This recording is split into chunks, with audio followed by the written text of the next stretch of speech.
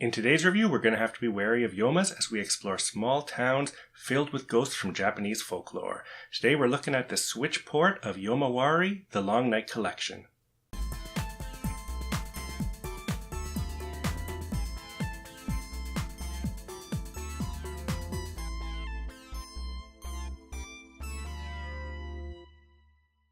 As far as gaming goes, horror is a genre that can deliver wildly different experiences that give off the same feelings regardless of budget or style. The best aspects of the genre, including the atmosphere and tension, combined with the mysterious storylines and exploration-based gameplay, can be just as effective in a top-down 2D game as any AAA 3D title, so long as the game is designed well. So over the last couple of years, it's been amazing to see what can be accomplished in horror games by smaller teams. Yomawari, The Long Night Collection, isn't quite an indie title, as it was developed and published by NIS, but it does follow the same design philosophy as indie horror titles. They're smaller experiences that focus on atmosphere and exploration with limited mechanics. The Long Night Collection comes out for Switch on October 30th and features ports of the two 2D top-down stealth horror games in the series. NIS America sent us a code to check out the game, so Michelle and I both took a look at the new ports. If you don't have a Switch though, you can still check out the older releases of these games on other platforms if this review piques your interest. The first game, Yomawari Night Alone, was previously released on the Vita and PC, and the second game, Midnight Shadows, was released on Vita, PS4, and PC. We'll start by going through Night Alone. Since this was originally a Vita game, it feels at home on the Switch. One thing I'll note, having played the Vita version, is that I never had the Switch version crash on me, which could be an issue with the original release, so that's definitely a step up. Other than that, it's pretty much the same. Getting into the story of the game, I'll be vague to keep this spoiler free. Night Alone has you playing a young girl who's separated from her dog Poro. Her older sister goes out to search for the dog, and when she doesn't come back, the girl decides to head out and find them both.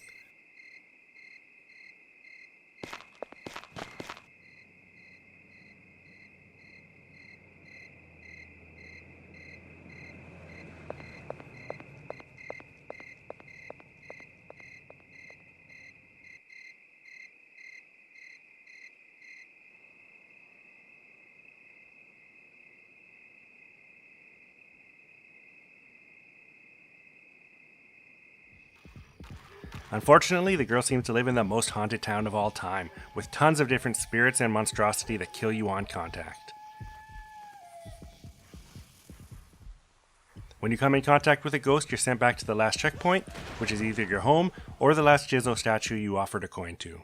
When you're caught by a ghost, you keep all the items you've collected, which is great, so you don't have to go back collecting everything that you recently got every time you reset to the last checkpoint. You can find coins and other usable items as well as collectibles on the ground or in containers throughout the town.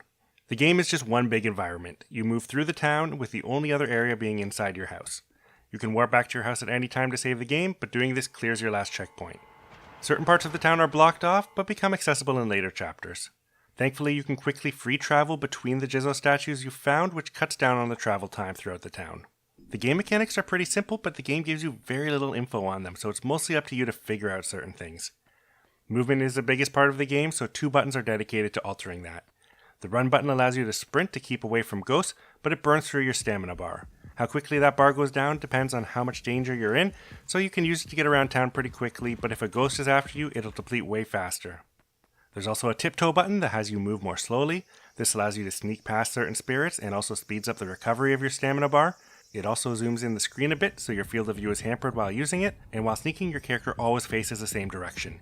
This lets you strafe a bit, which can be helpful when you're going through an area that you want finer control over where you're facing. Another big part of the game is your flashlight. The game is pretty bright as is, but the flashlight allows you to see certain ghosts who are only visible when the light hits them. It also allows you to see items in the world which sparkle when revealed by the light. Lastly, it points out places of interest, so you can easily find the important spots to search, places to hide, items, collectibles, and more. You can also use the right stick to move the flashlight in front of you. Combining that with strafing allows you to cover areas more carefully while searching for items and pinpointing upcoming spirits. Aside from just seeing the spirits on the screen, the game includes a heartbeat effect that gets louder and more rapid the closer spirits are to you. This can help you know if there's an invisible spirit around, so you know to run or hide.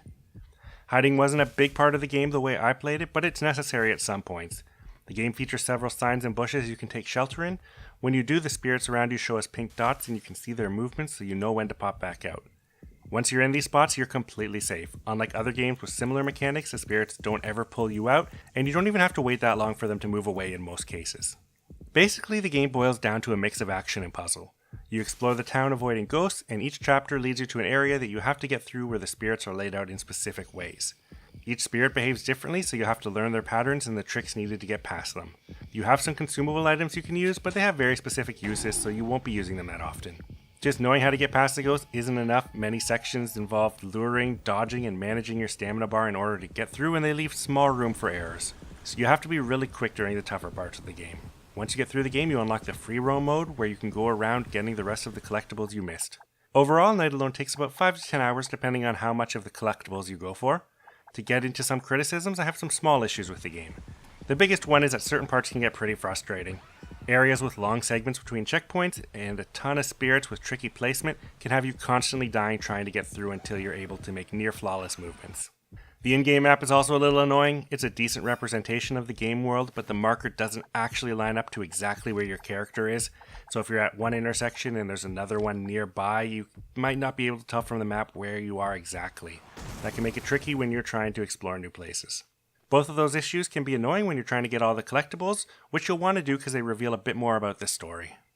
There's also one case with an annoying puzzle where you have to use something to distract a dog, and while you may have 2 bones in your inventory as collectibles, you have to find the specific bone that you can use for this purpose.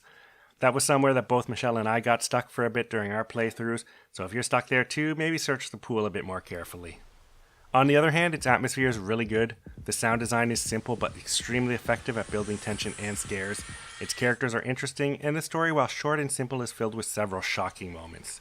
I'd like to put a bunch more of those in here, but I don't want to spoil anything, but there's some great moments in this game worth seeing. It also mixes up things in interesting ways. Each chapter has a unique element to it that keeps it from feeling like you're doing the same thing over and over. The game really messes with you at some points too. It sets up things like you've seen them before, only to troll you while you think you know what to expect. So just like those shocking moments, some of this stuff is really neat, and I'd love to give you concrete examples, but the game isn't that long, and I don't want to ruin that for people who are going to check it out.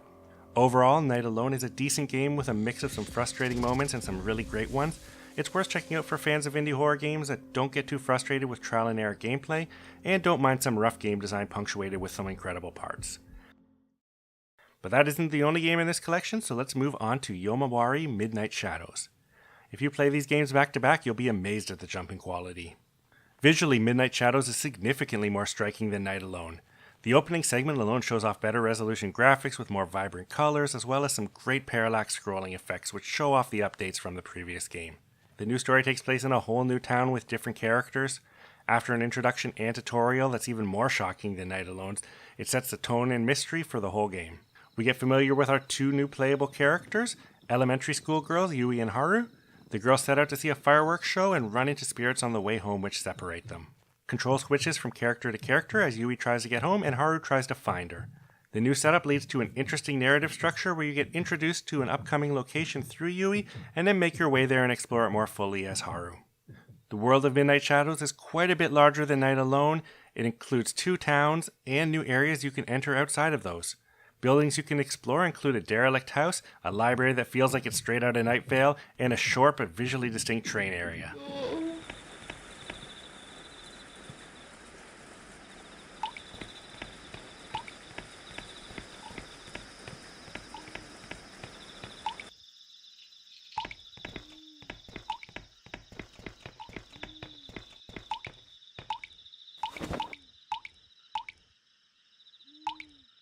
From a gameplay perspective, it's pretty similar to Night Alone, but with some additional mechanics.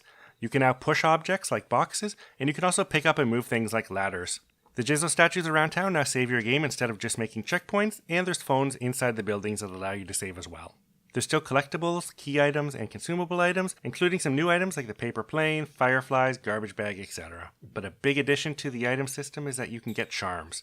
At your home, you can swap out your equipped charm and get certain bonuses like carry more of a specific item, being able to sprint for longer, run faster, slow down enemies, and more. There's even a companion one I don't want to spoil. Just about everything is improved in Midnight Shadows. The pacing is much better, the exploration is still there, but you're always making steady progress towards your next objective.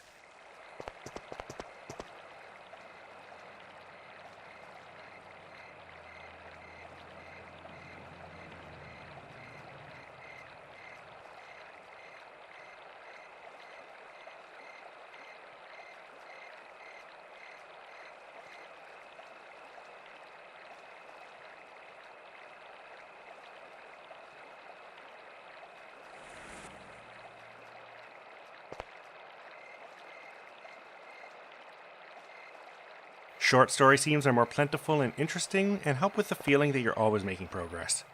The enemies are less annoying too, and while there are plenty more instant kills than in previous games where ghosts just surprise you and take you out, the other spirits are more easy to get away from. They might disappear after a little while or just don't chase you as far, which is a great change from Night Alone where it seemed like they would follow you forever with no chance to get away until you find a hiding spot.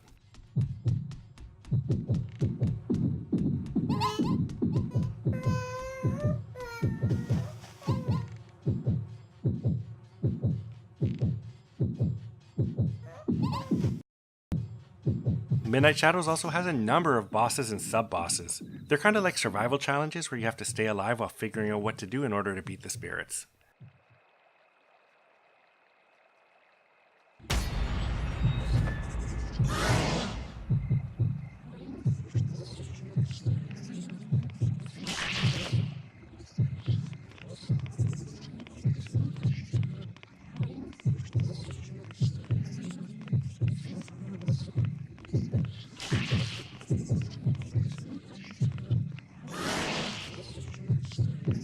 Lastly, there's some optional extra content which gets you more items and collectibles if you find and complete them. They're not quite side quests, they're more like extra tasks that you can find out in the world, and they're cool little interesting extras.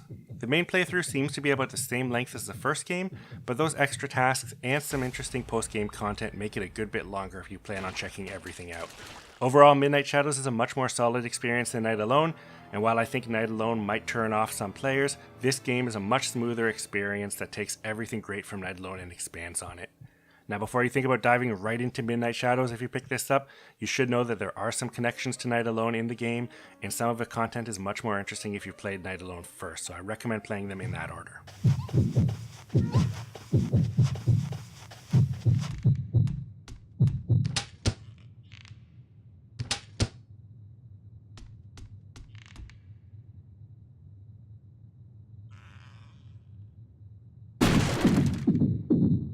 So that's Yomawari, a really interesting niche horror title.